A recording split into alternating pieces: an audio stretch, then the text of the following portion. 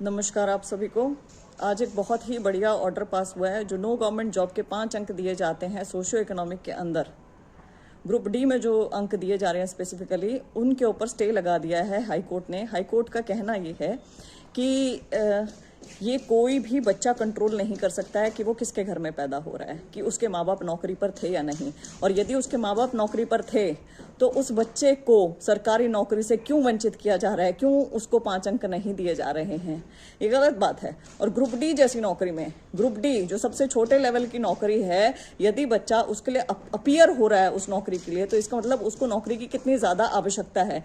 इसका मतलब ये कि उसके घर के आर्थिक हालात, आर्थिक स्थिति वो ठीक नहीं है। इससे इतर भी यदि देखें तो क्या एक बच्चे के ड्रीम्स इसलिए पूरे नहीं होने देने चाहिए क्योंकि उसके माँ बाप सरकारी नौकरी में थे। तो इन 5 अंकों पर लग चुका है स्टे।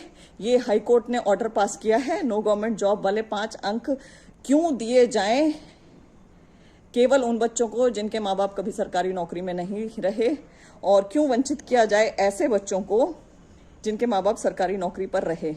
ये केस है Varun Bhardwaj versus state of Haryana and another, और इस केस को क्लब कर दिया गया है CWP 6052023 Arpit Gahlawat versus state of Haryana and others के साथ।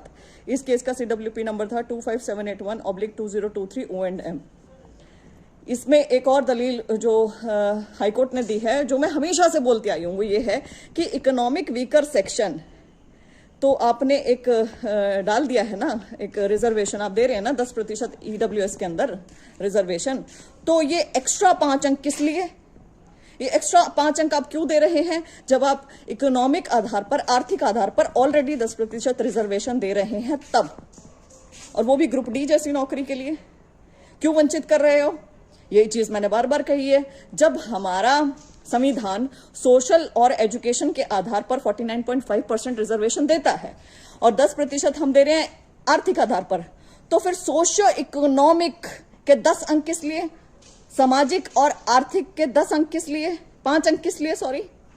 जब सामाजिक, आर्थिक और जो एजुकेशनल है, शैक्षणिक रिजर्वेशन ऑलरेडी है, तो धन्यवाद करना चाहूंगी मैं हाईकोर्ट का कि उन्होंने इतना अच्छा फैसला लिया है। जो नो गवर्नमेंट जॉब के 5 अंक हैं, उसके चक्करों में बहुत सारे जो मेरिटोरियस बच्चे थे वो दुखी हो रहे थे, वो मेरिट से बाहर हो रहे थे। और ग्रुप डी जैसी नौकरी में यदि कोई जा रहा है, सबसे छोटी नौकरी में, तो उसके घर के सच में आर्थिक हालात अच्छे नहीं हैं।